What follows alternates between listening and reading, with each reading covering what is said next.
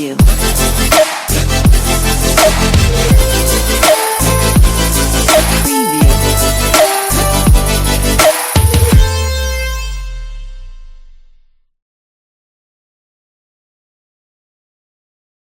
So, Michael, I've heard about a concept called a stalled transaction, is where, I think that the industry, various different industries from coast to coast, are seeing that this delayed concept or extended diligence or missed milestones in transactions.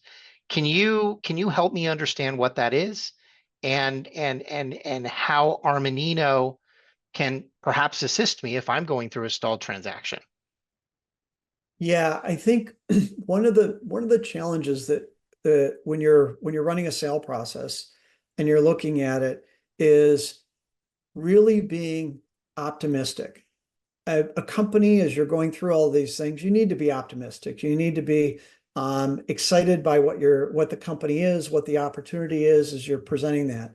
Unfortunately, sometimes that excitement and optimism makes it so that you're not kind of being in check with how things are going. In other words, you don't look back and see how long it's taken or how far it's gone. And so you don't really have an appreciation for it. And the stall transaction is really what happens when you see where somebody originally expected that it was going to happen in, call it 3 to 6 months, and all of a sudden you're now 7 months into it. From most people's perspective, when they're in the middle of it, is, oh, well, yeah, but we're still moving forward, so we're okay and everything's fine. The realities are, if you're that far off the mark, it's probably an indicator of something. And then the question is really understanding what it is that is creating the stall transaction. Some of it could be market. It could be either the market that you're in, or the fact that there are other competitors or people that may also be in the market. So you're in competition for limited dollars in a transaction sense. So, Michael, so now that we've kind of framed what a stalled transaction looks like,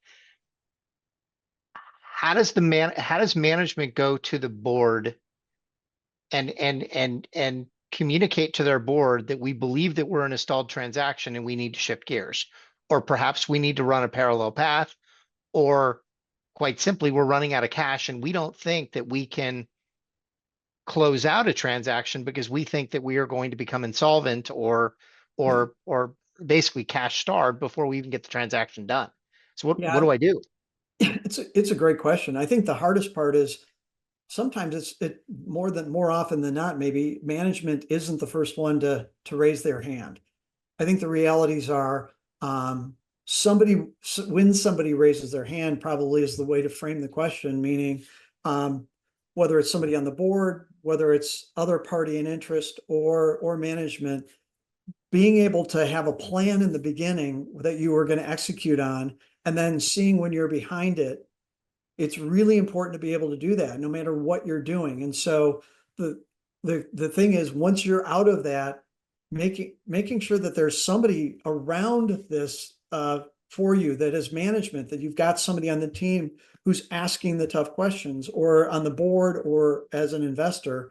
But the point is, when you get to that point, what do you do?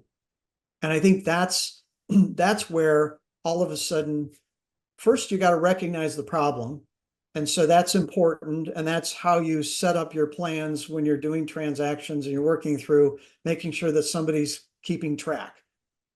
But once it's recognized that you're out, then the question is, what do you do? Well, the first is to try to understand why you're behind. And a lot of times the first place people go is to the things that they don't know, where they say, oh, well, it's the buyers. They're slower. They're a big company, so it's going to be slower, and we can't control that. We can't do anything. Well, the realities are, in business, you can't control everything, but you've got to be able to try to control what you can. And if you see that something is being stalled, you need to react to it. And that's where, when you're looking at it, what are your options when you're doing that? Well, the options are a couple of things, but the most important thing is that you have options. The more time, when you did that waterfall, you did the cash flow, being able to stay on top of things so that you have more time to pivot and react, that will give you more options. And so once you start seeing that it's stalling, there are a couple of things that you want to do. The first is, but you've really got to try to understand objectively why you're stalled. And if you're attributing, as I said, to one or two things, that's probably not what it is. It's understanding what's the feedback that you've received to date. You are getting live feedback every day from the market. Either they're not responding, or they're starting in diligence, but they're stalling, or they get into diligence and they ask a lot of questions and they're seeing a lot of problems. Those are some of the more obvious ones. But the realities are, you've got to look at that. But once you start to see that it's starting to stall, that's when you need to react. That's when you need to think about, as you mentioned, options, parallel paths. What are some of those parallel paths? They're going to vary depending by the company, but the first one is to look at ways of extending your runway. What can you do to pull the levers that you've already identified to maybe extend runway or time? But that's usually not enough. You also need to start thinking about what are your alternatives. While you may be focused on a transaction that is, a shoot for the moon, you may also want to make sure that you're not pushing away people that might be interested, but not at that same high level. So you probably need to think about all the people that you've been talking to or touching in the marketplace, and maybe either broaden the exposure of the opportunity to the marketplace, or you need to look at who's actually helping you in the marketplace. Maybe you want to reconsider that you thought somebody had a certain amount of expertise and maybe they don't.